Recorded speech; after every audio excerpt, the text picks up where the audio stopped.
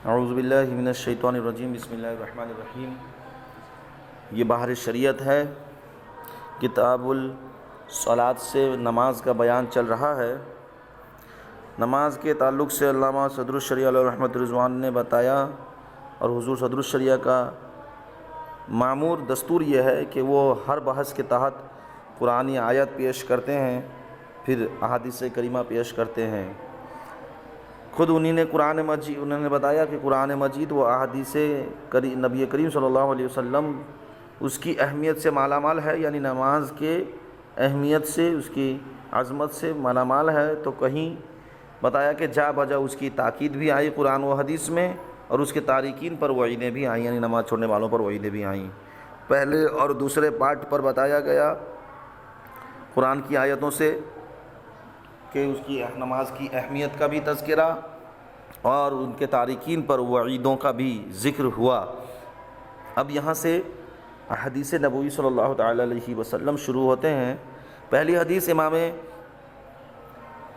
بخاری اور امام مسلم کی کتابوں سے لی جاتی ہے کہ حضور صدر الشریعہ علیہ رحمۃ رضوان پہلی حدیث بخاری اور مسلم کی حدیث پیش کرتے ہیں۔ حدیث نمبر 1 صحیح بخاری و مسلم میں ابن عمر رضی اللہ تعالی عنہما سے مروی کہ رسول اللہ صلی اللہ علیہ وسلم ارشاد فرماتے ہیں، اسلام کی بنیاد 5 چیزوں پر ہے۔ اس امر کی شہادت دینا کہ اللہ کے سوا کوئی سچا معبود نہیں، اور محمد صلی اللہ تعالی علیہ وسلم اس کے خاص بندے اور رسول ہیں، اور نماز قائم کرنا، اور زکوٰۃ دینا، اور حج کرنا، اور ماہ رمضان کا روزہ رکھنا۔ پہلی حدیث میں نبی پاک صلی اللہ علیہ وسلم ارشاد فرماتے ہیں اسلام کی بنیاد 5 چیزوں پر ہے۔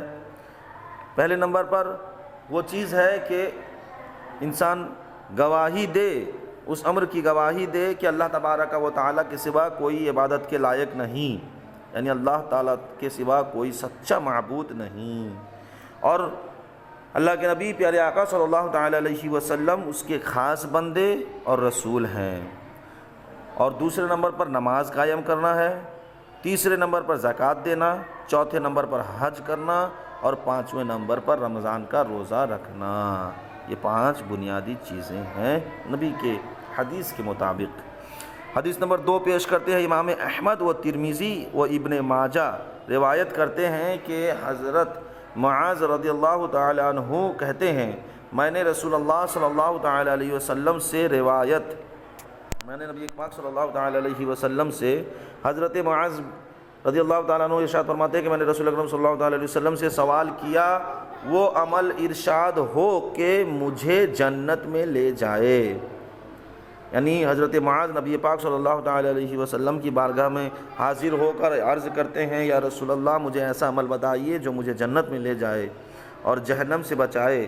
نبی کریم ارشاد فرماتے ہیں، اللہ تعالیٰ کی عبادت کر اور اس کے ساتھ کسی کو شریک نہ کر، اور نماز قائم رکھ، اور زکوٰۃ دے، اور رمضان کا روزہ رکھ، اور بیت اللہ کا حج کر۔ اس حدیث میں یہ بھی ہے کہ اسلام کا ستون نماز ہے، یعنی اس حدیث سے نماز کی بھی فضیلت الگ سے ان تمام باتوں کے علاوہ، اور اس حدیث میں یہ بھی ہے کہ اسلام کا ستون نماز ہے۔ پھر حضرت حضور مفتی امجد علی اعظمی حضور صدر الشریعہ اور حدیث لاتے ہیں۔ حدیث نمبر 3 صحیح مسلم میں ابو ہریرہ رضی اللہ تعالی عنہ سے مروی کہ رسول اللہ صلی اللہ علیہ وسلم نے فرمایا، 5 نمازیں اور جمعہ سے جمعہ تک اور رمضان سے رمضان تک ان تمام گناہوں کو مٹا دیتے ہیں جو ان کے درمیان ہوں، جبکہ کبائر سے بچا جائے۔ یعنی حدیث میں ہے کہ نبی پاک صلی اللہ علیہ وسلم نے ارشاد فرمایا، 5 نمازیں یعنی دن میں 5 وقت نماز پڑھنا، جمعہ سے جمعہ تک اور رمضان سے رمضان تک، یعنی ہفتے میں جمعہ سے جمعہ تک جتنے گناہ کرتے ہیں نماز پڑھنے سے گناہ مٹا دیے جاتے ہیں۔ جو گناہ صغیرہ گناہ مٹا دیے جاتے ہیں، کبیرہ گناہ بغیر توبہ کے معاف نہیں ہوتے۔ کبیرہ گناہ توبہ کرنے کے بعد اللہ تبارک و تعالیٰ اپنے فضل و احسان سے مٹاتا ہے، اور صغائر گناہ صرف عبادت کی بنیاد پر، نماز پڑھنے کی بنیاد پر مٹا دی جاتی ہے۔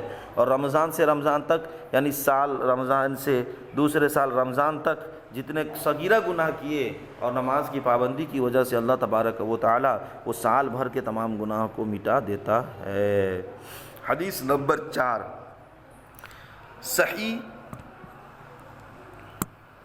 حدیث نمبر 4 صحیحین میں، یعنی صحیحین مطلب دو صحیح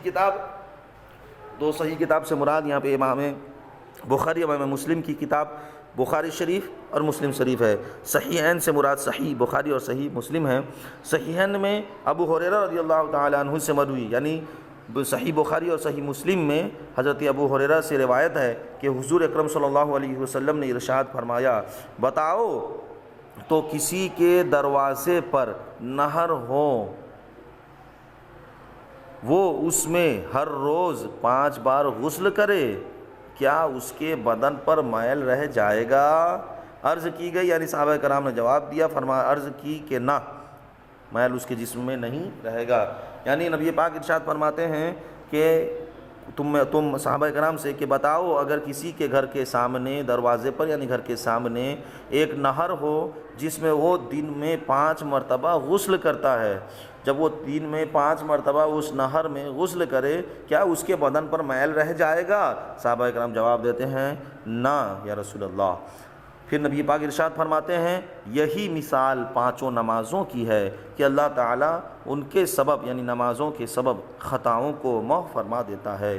اس سے بھی نماز کی اہمیت اور نماز کی عظمت کا پتہ چلتا ہے کہ نبی پاک صلی اللہ علیہ وسلم نے ارشاد فرمایا، جو 5 وقت نماز پڑھتا ہے اس کے خطا معاف کر دیے جاتے ہیں، اسی سے مراد وہی گناہ صغیرہ معاف کر دیے جاتے ہیں۔ اب حدیث نمبر 5 صحیحین میں، یعنی وہی صحیح بخاری اور صحیح مسلم میں ابن مسعود رضی اللہ تعالی عنہ سے مروی کہ ایک صاحب سے ایک گناہ صادر ہوا، حاضر ہو کر، یعنی نبی پاک صلی اللہ علیہ وسلم کی بارگاہ میں حاضر ہو کر عرض کی، اس پر یہ آیت نازل ہوئی۔ وہ آیت کیا تھی؟ اقیم الصلاۃ طرف النہار وزلفا من اللیل ان الحسنات یذہبن السیئات ذالک ذکری للذاکرین۔ ترجمہ، نماز قائم کر دن کے دونوں کناروں اور رات کے کچھ حصے میں، بے شک نیکیاں گناہ کو دور کر دیتی ہیں۔ یہ نصیحت ہے نصیحت ماننے والوں کے لیے، یعنی جو وہ گناہ کر دیے پھر نبی کی بارگاہ میں آئے تو یہ آیت نازل ہوئی، یعنی جواباً یہ آیت نازل ہوئی کہ ان کے لیے تھا کہ تم نماز قائم کرو، دن کے دونوں کنارے، یعنی صبح سے شام تک تم نماز قائم کرو، اور رات کے کچھ حصے سے مراد عشاء کی نماز پڑھو، یعنی 5 وقت تم نماز ادا کرو، بے شک نیکیاں گناہ کو دور کر دیتی ہیں۔ تم نے گناہ کیا ہے، گناہ سے توبہ بھی کرو، اور تم اللہ کی عبادت نماز قائم کرو، نماز گناہ کو مٹا دیتی ہے۔ تو یہ ان لوگوں کے لیے نصیحت ہے جو نصیحت کو مانتے ہیں۔ انہوں نے عرض کی، یا رسول اللہ، کیا یہ خاص میرے لیے ہے؟ یعنی یہ فضیلتیں جب نبی پاک صلی اللہ علیہ وسلم پر یہ آیت نازل ہوئی، نبی نے ان کو جواباً یہ بتایا، تو وہ صحابہ رسول ارشاد فرماتے ہیں، یا رسول اللہ، عرض کرتے ہیں، یا رسول اللہ، کیا یہ خاص میرے لیے ہے؟ دیکھیے صحابہ کا کتنا بڑا احسان تھا، صحابہ نے ہمارے لیے احسان کیا۔ نبی نے ارشاد فرمایا، نہیں، میری سب امت کے لیے یہ باتیں ہیں، یہ آیت قرآن کی، اور یہ جواب میرا تمام امتی کے لیے ہے، قیامت تک جتنی امتی آنے والے ہیں۔ تو اس سے بھی نماز کی اہمیت اور نماز کی فرضیت اور نماز کی عظمت کا بیان ہے کہ نبی پاک صلی اللہ علیہ وسلم نے جو ان صحابی رسول صلی اللہ علیہ وسلم کے لیے وہ باتیں فرمائی کہ اگر تم گناہ کرتی ہو، تم دن کے کنارے سے دوسرے کنارے، یعنی فجر کی نماز سے مغرب، اور رات کے کچھ حصے میں یعنی عشاء کی نماز تم ادا کرو، تمہارے گناہ مٹا دیے جائیں گے، اس لیے کہ نیکیاں گناہوں کو دور کر دیتی ہیں۔